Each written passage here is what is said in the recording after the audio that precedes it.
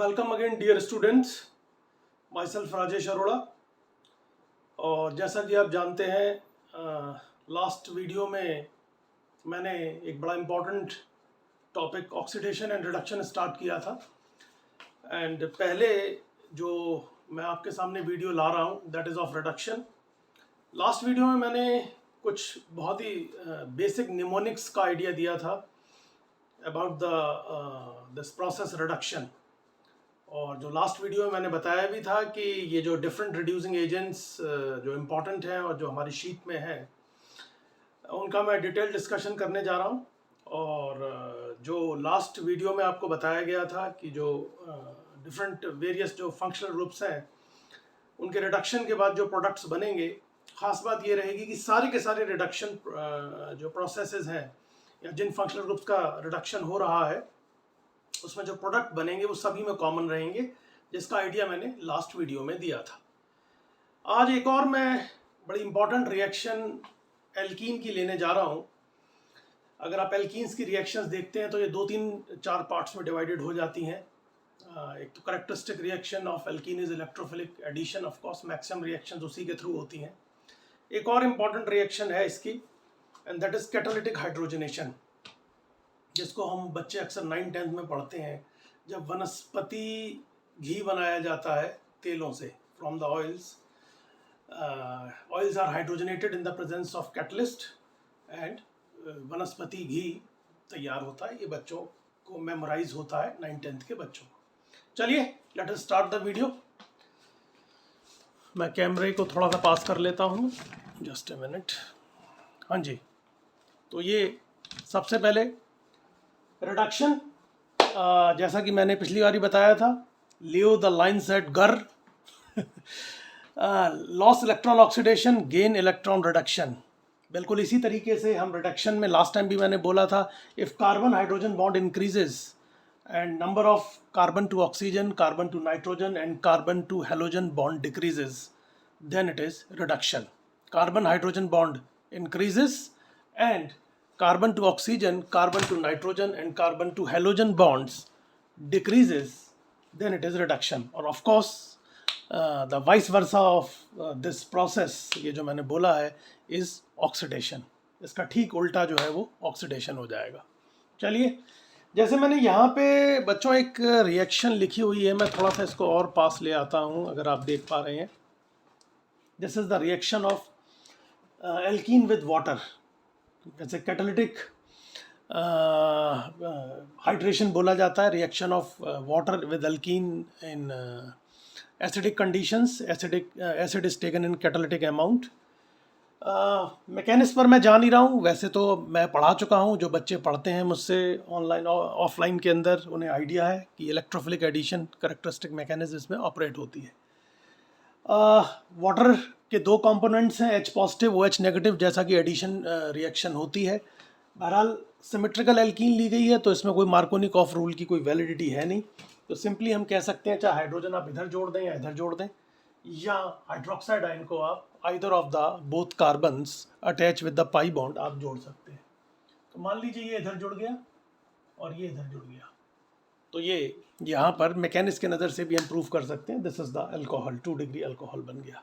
अब अगर आप ध्यान से देख पा रहे हैं तो एक तो कार्बन हाइड्रोजन बॉन्ड बना है, यानी प्रोडक्ट में कार्बन हाइड्रोजन बॉन्ड इंक्रीज हुआ है, और एट द सेम टाइम जब OH दूसरे कार्बन पर जुड़ा है तो अगेन हम कह सकते हैं कि एक कार्बन ऑक्सीजन बॉन्ड इंक्रीज हुआ है। तो अगर ये जो reaction of alkene with water को हम देखें, जिससे फाइनली प्रोडक्ट हमारे सामने 2 डिग्री अल्कोहल आ रहा है, तो this is neither oxidation nor reduction, क्योंकि एक कार्बन हाइड्रोजन बॉन्ड इंक्रीज हुआ है और एक कार्बन ऑक्सीजन बॉन्ड इंक्रीज हुआ है। तो ये वाली रिएक्शन ना तो ऑक्सीडेशन है और ना ही रिडक्शन है। चलिए मैं आगे चलता हूँ अपने आज के टॉपिक कैटालिटिक रिडक्शन पर, जिसका कि अभी मैंने जिक्र किया था। This is catalytic reduction. अगर हम देख पा रहे हैं, सेबेटियर-सेंड्रन्स रिएक्शन इसको कहते हैं। और ट्रिपल बॉन्ड से अगर इस रिएक्शन को शुरू किया जाए, एल्कीन या alkynes are hydrogenated in the presence of catalyst.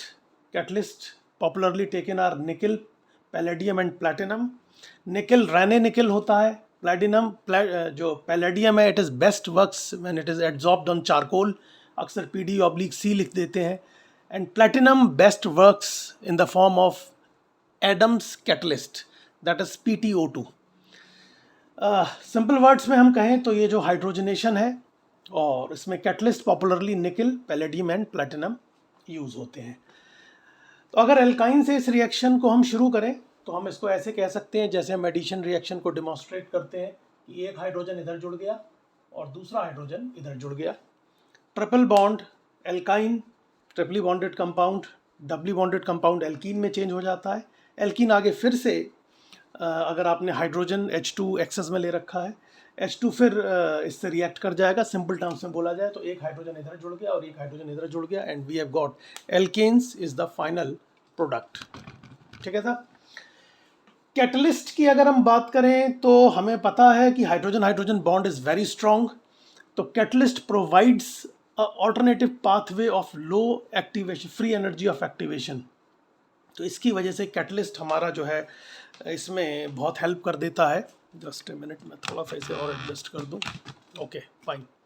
तो कैटलिस्ट हमारा यहाँ पर जो अनदर ऑल्टरनेट पाथवे दे देता है which involves less free energy of activation. Hydrogen hydrogen bond का तोड़ना बड़ा आसान कर देता है and this hydrogen is adsorbed on the charcoal. या जैसे पैलेडियम के केस में या जो भी कैटलिस्ट हमने लिया हुआ है, और इसकी जो मैकेनिज्म है वो it is less chemical, more physical. ये क्लास में जब मैं डिटेल में समझाता हूँ कि how this hydrogen adsorbed on the catalyst and free radicals are involved, ये इसकी वजह से हम और भी कई सारी चीज़ें एक्सप्लेन कर सकते हैं. चलिए, तो catalyst provides another pathway of low activation energy. Final बात ये है. इसको हेट्रोजीनियस कैटालाइसिस हम कह सकते हैं, जैसा कि हम देख रहे हैं when reactant and catalyst are in different phase. ये अलग अलग फेसेस में, ये गैस फेस में है और निकल सॉलिड है, तो हम इसको हेट्रोजीनियस कैटालाइसिस कहते हैं. दूसरी एक बड़ी ख़ास बात है जो कि स्टीरियो केमिस्ट्री के लिए बड़ी इंपॉर्टेंट हो जाती है, ख़ासकर जब भी हम एडिशन रिएक्शन पढ़ते हैं, और क्लास में हमेशा मैं इसकी इम्पोर्टेंस को बताता हूँ. और ख़ासकर जब हम another broad spectrum branch stereo selective and stereo specific reactions की सेवरल वेरिएंट्स को जब हम पढ़ते हैं, तो वहाँ पर at the time of stereo chemistry हमें ये जानना बहुत नेसेसरी होता है कि जो मोड ऑफ एडिशन है वो क्या है. Either it is syn addition और एंटी एडिशन. सिन एडिशन जैसे हम जानते हैं कि ये जो अगर डबल बॉन्ड है तो जो भी एडक्ट के दो कंपोनेंट्स हैं, एक जो एडक्ट के दोनों components if add on the same face of the double bond then it is syn addition. और अगर ये जो दो कंपोनेंट्स अलग अलग हैं, एक साइड से जुड़े और दूसरा दूसरी साइड से जुड़े, तो we use to say that this is anti addition.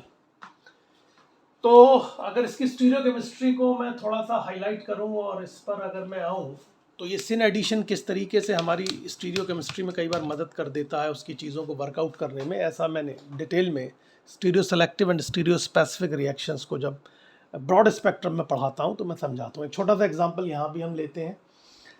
ये मैंने लिया हुआ है 1,2-डाईमिथाइल साइक्लोहेक्सीन. इसका अगर मैंने हाइड्रोजनेशन कराया तो सिंपल सी बात है, एक H इधर जुड़ जाएगा, एक H इधर जुड़ जाएगा और ये वाला कंपाउंड हमें मिल जाएगा. दिस इज़ 1,2-डाईमिथाइल साइक्लोहेक्सेन. लेकिन अगर हम इसको इस कंपाउंड को देखें तो यहाँ पर हमें बड़े आनंद के साथ हम देख पाते हैं कैसे स्टीरियो केमिस्ट्री धीरे से एंटर कर जाती है. ज्योमेट्रिकल की नज़र से देखें तो साइक्लिक कंपाउंड है, जैसा कि मैंने आपको बताया था ज्योमेट्रिकल आइसोमेरिज्म में पढ़ाते हुए. Cyclic structure is one of the entities which creates hindrance in rotation. तो उसमें अगर सारी रिक्वायरमेंट पूरी हो रही हो तो वो ज्योमेट्रिकल आइसोमेरिज्म शो कर सकती है. तो यहाँ पर एक सवाल आ जाएगा कि either this cyclic compound is सिस और ट्रांस. तो यहाँ पर हम इसकी इंपॉर्टेंस समझते हैं, चूँकि सिन एडिशन है, दोनों हाइड्रोजन एक ही फेस से जुड़े होंगे. तो दोनों हाइड्रोजन अगर एक ही फेस से जुड़े हैं तो सिंपल सी बात है दोनों हाइड्रोजन एक साइड से जुड़े नज़र आएंगे और ऑब्वियसली दोनों मिथाइल नीचे नज़र आएंगे. और इसको हम बड़े आनंद के साथ बोल सकते हैं दिस इज सिस वैरायटी. तो प्रोडक्ट हमारा सिस बन गया. और अगर हम इसको ऑप्टिकल आइसोमेरिज्म की नज़र से देखें तो हमें क्लियरली यहाँ पे नज़र आ जाता है कि प्रोडक्ट के अंदर we have got two similar chiral centres, और मैं क्लास में इसको ढंग से एक्सप्लेन करता हूँ कि when we have got two similar chiral centres, तो बच्चे मेरी इन उंगलियों को जानते होंगे, there is always one enantiomeric pair with one meso.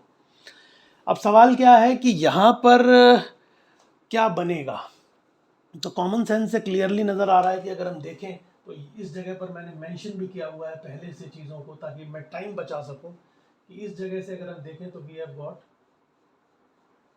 Plane of symmetry.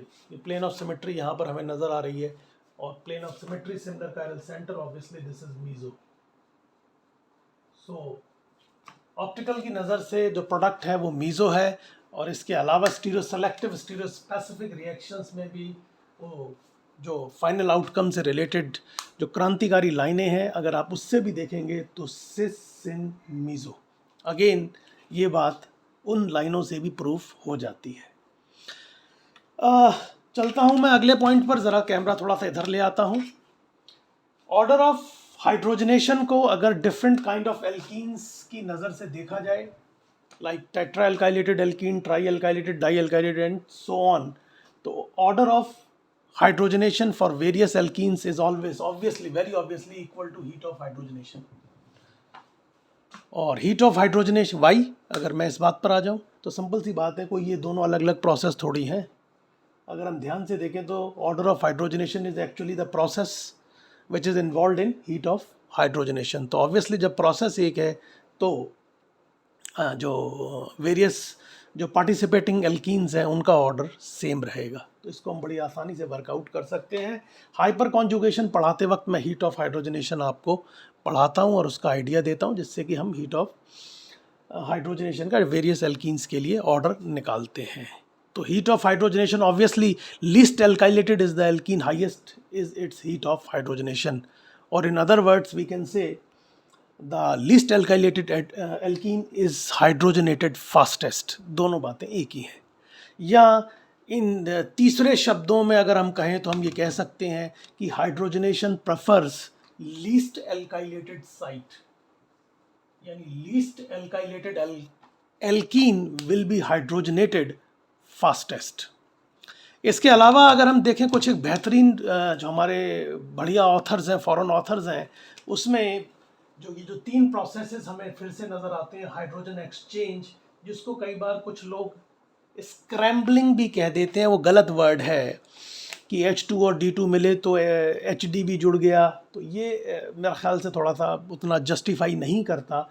लेकिन जिनको जो मैं क्लास में जब इसे प्रूफ करता हूँ इसकी एब्जॉर्प्शन मैकेनिक्स के थ्रू, जहाँ पर इस बात को प्रूफ किया जाता है कि since the reaction is a kind of reversible reaction and free radicals are involved, तो उस मैकेनिक्स से हम बड़े आनंद के साथ hydrogen exchange, that is sometimes कुछ लोग उसको स्क्रैम्बलिंग कह देते हैं, उसको double bond migration, like but 1ईन का अगर आप रिडक्शन करा रहे हैं तो कुछ अमाउंट में ब्यूट 2ईन भी मिल जाती है, एंड सिस ट्रांस आइसोमेराइजेशन भी हो जाता है।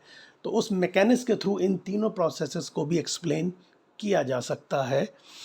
कभी मेरे पास टाइम रहा तो मैं उस मैकेनिज्म का भी आपको डिटेल आइडिया दूंगा, और then I will prove all these aspects. Class में तो इसको हम डिस्कस करते ही हैं। अच्छा, वापस चलते हैं ज़रा। अगर अदर जो पॉपुलर फंक्शनल ग्रुप्स हैं which is involve for the catalytic hydrogenation, उसके ऑर्डर की अगर हम बात करें तो acid halide has been hydrogenated, यानी कि मैं कैटालिटिक हाइड्रोजनेशन की बात कर रहा हूँ, then it is hydrogenated fastest, then comes nitro compounds, then triple bond, then aldehyde, then double bond. एक बड़ी ख़ास बात यहाँ पर ध्यान रखिएगा, बहुत इंपॉर्टेंट बात है और कभी ना कभी आईटी एडवांस में पूछी जाएगी। जनरली आपने पढ़ा होगा जब एल्कीन्स की आप रिएक्शंस पढ़ते हैं कि alkene is more reactive than alkyne, but याद रख लीजिएगा that is only true for electrophilic addition generally. But as far as this catalytic hydrogenation is concerned, तो ट्रिपल बॉन्ड की रिएक्टिविटी डबल बॉन्ड से ज़्यादा, इसे ध्यान रखिएगा। इसको मैं अक्सर क्लास में एक बेहतरीन इसमें जो आस्पेक्ट लगता है एंट्रोपी चेंज के बेसिस पर इसको मैं एक्सप्लेन करता हूँ। तो खैर ये जो एंट्रोपी का इन्वॉल्वमेंट है उसके थ्रू इसे प्रूफ किया जा सकता है, खासकर इस केस के अंदर। बहरहाल तो ट्रिपल बॉन्ड की रिएक्टिविटी एल्डिहाइड से, इवन एल्डिहाइड से ज़्यादा है, देन डबली बॉन्डेड एल्कीन आ जाती है, देन कीटोन एंड फाइनली जो है दैट इज साइनाइड। तो this is the reactivity order. और एक और बड़ी ख़ास बात जो हमें ध्यान रखनी है और वो है कि asters, amides, carboxylic acids shows almost no reaction, that is they does not reacts with this catalytic hydrogenation under room temperature. बहुत ज़्यादा ड्रास्टिक कंडीशन में we can expect some what small reaction but not in very good yield. तो normal conditions में esters, amide, carboxylic acids की कोई reaction catalytic hydrogenation के साथ नहीं होती। ये खास बात है, ऐसे ध्यान रखिएगा। चलिए साहब, अब चलते हैं ज़रा सिलेक्टिव रिडक्शन पे हम। तो सिलेक्टिव रिडक्शन की अगर मैं बात करूं तो एक सवाल दिमाग में उठता है कि इस ट्रिपल बॉन्ड का जब हम हाइड्रोजनेशन कराएंगे तो पहली स्टेज एल्कीन आएगी and finally alkanes are the final product. तो दिमाग में एक सवाल आता है कि क्या ऐसी कोई कंडीशन है कि इस ट्रिपल बॉन्ड के रिडक्शन को डबल बॉन्ड पे रोका जा सके? तो माय डियर, नॉर्मल कंडीशंस में ऐसा पॉसिबल नहीं है। लेकिन अगर सिलेक्टिव रिड्यूसिंग एजेंट्स लिए जाएं और मेजर्ड कंडीशन ली जाए तो ऐसा किया जा सकता है। तो वो जो 3 सिलेक्टिव रिड्यूसिंग एजेंट्स हैं जो ट्रिपल बॉन्ड के रिडक्शन को डबल बॉन्ड पे रोक देते हैं, they are number 1 Lindlar catalyst, LINDLAR, Lindlar's catalyst. दूसरा है आपका रोजेनमुंड्स कैटलिस्ट, और एक और है ब्राउन कैटलिस्ट जिसको कई बार P2 कैटलिस्ट भी बोल देते हैं। और तीसरा ऑफ कोर्स है dissolving metal reduction, dissolving metal reduction. S block में इसका आइडिया आपको कुछ दिया जाता है।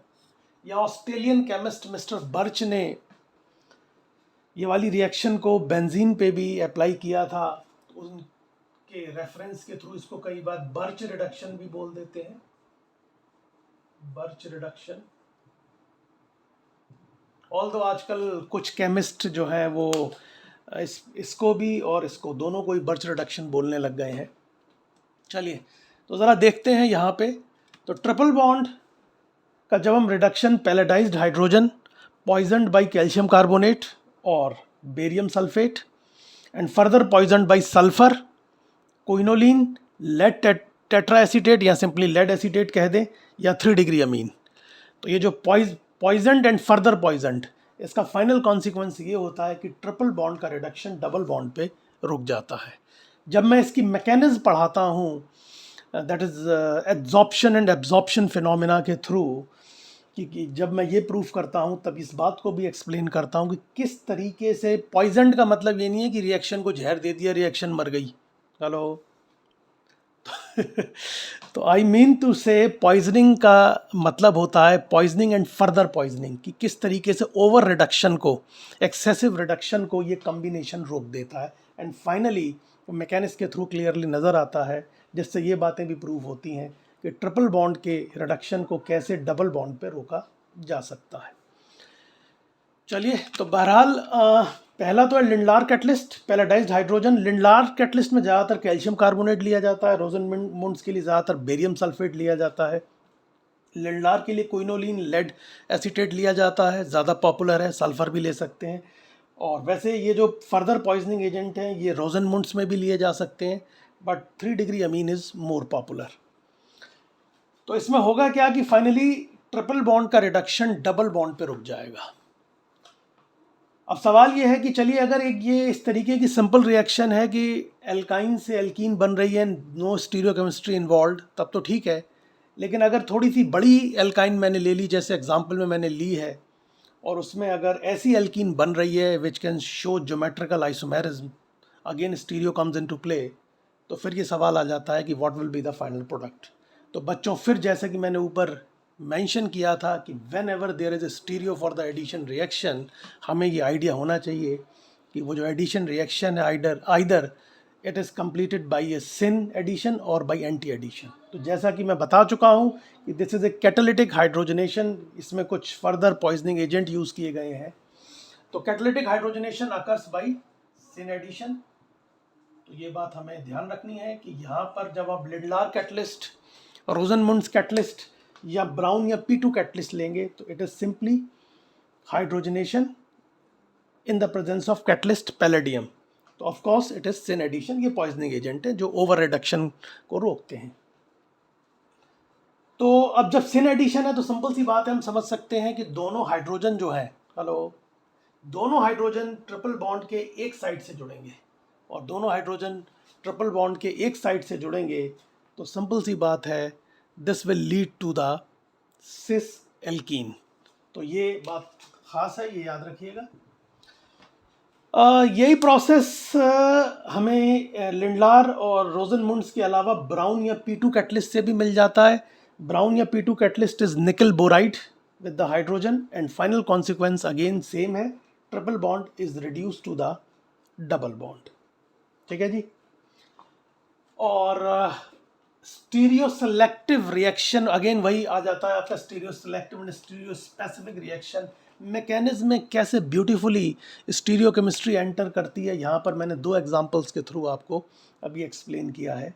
बाकी मैंने कहा ही है कि क्लास में मैं इसको बहुत डिटेल में डिस्कस करता हूँ, जैसा कि मैं पहले भी कई दफ़ा बता चुका हूँ कि stereo is the backbone of modern organic chemistry.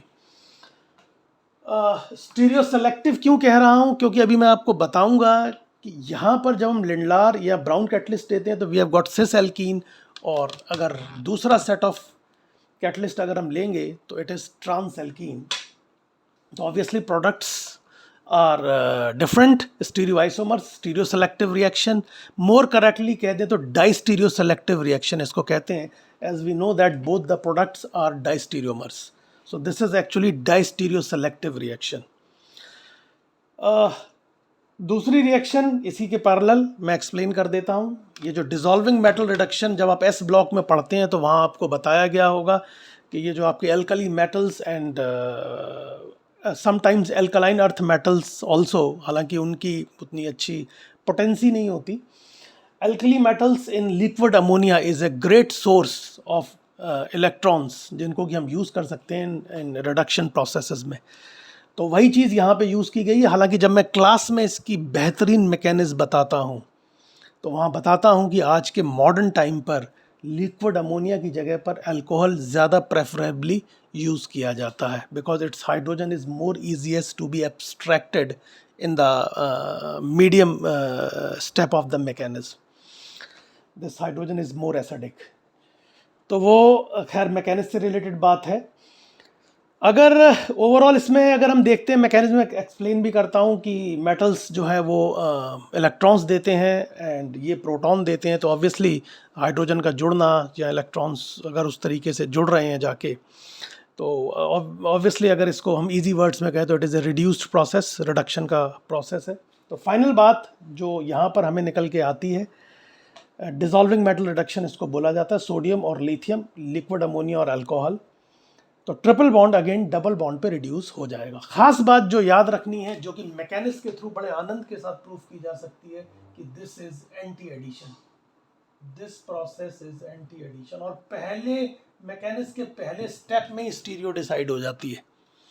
और एंटी एडिशन मतलब एक हाइड्रोजन इस ट्रिपल बॉन्ड के एक फेस पर जुड़ेगा और दूसरा हाइड्रोजन इस ट्रिपल बॉन्ड के दूसरे फेस पर जुड़ेगा, and that is going to lead the trans alkene. तो ये हमारी ट्रांस एल्कीन यहाँ पे बन जाती है। तो ये तीसरा प्रोसेस हो गया। तो वी हैव गॉट लिंडलार और Rosenmund's catalyst, Brown catalyst, both leads to cis alkene, and this dissolving metal reduction, sometimes also known as Birch reduction, leads to trans alkene if stereochemistry is involved. Otherwise, simple triple bond will reduced into double bond by these selective modes of reduction. आगे जैसा कि मैंने idea दिया था कि ये जो आपका डिसॉल्विंग मेटल रिडक्शन है, ऑस्ट्रेलियन केमिस्ट मिस्टर बर्च ने बेंजीन पे भी अप्लाई किया था और उन्होंने यहाँ पर 1,4 एडिशन को ऑब्जर्व किया। This is 1,4 addition. जैसा कि मैंने एक बहुत इंपॉर्टेंट वीडियो बनाई हुई है, Michael addition with Robinson annulation, जो कि कहना चाहिए आईआईटी एडवांस के लिए बड़ी इंपॉर्टेंट है, which involves Michael addition and intramolecular aldol condensation. बड़ी इंपॉर्टेंट रिएक्शन है, और वहाँ पर भी हम conjugate addition that is 1,4 addition को देखते हैं। वही 1,4 एडिशन यहाँ भी हो रहा है।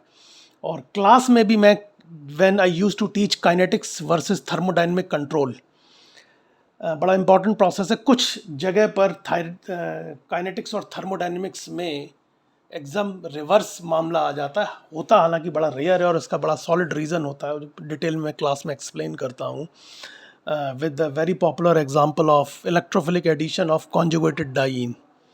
तो वहाँ पर भी इस कॉन्जुगेटेड एडिशन को हम देखते हैं, that is 1,4 addition. Now what is 1,4 addition?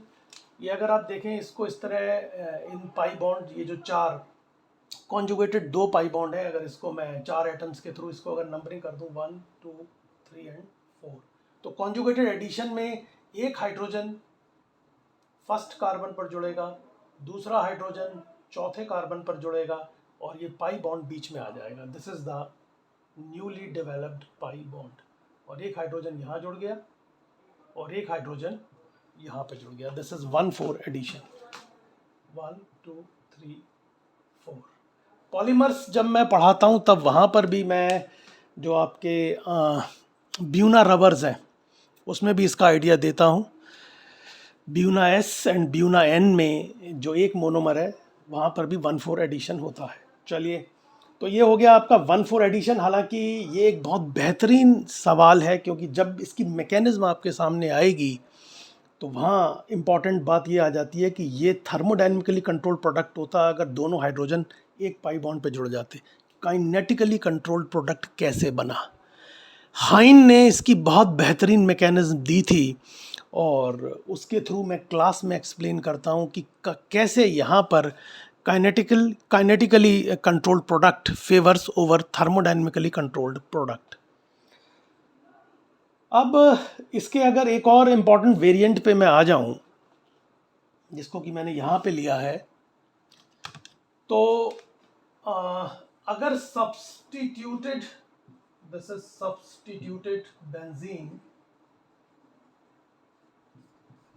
को अगर मैं लूं और यहाँ पर G for group, substituted benzene, G for group, तो अगर इलेक्ट्रॉन रिलीजिंग ग्रुप जुड़े हुए हैं, मैंने बोला बच्चों ध्यान रखिएगा, if there is a strong electron releasing groups, और इसका हमने करा दिया of course this catalytic reduction, this Birch reduction, lithium ऑब्लिक अल्कोहल और अमोनिया, तो यहाँ पर फाइनली हम इस बात को देखेंगे कि हाइड्रोजनेशन इन पोजीशंस पर हो जाता है।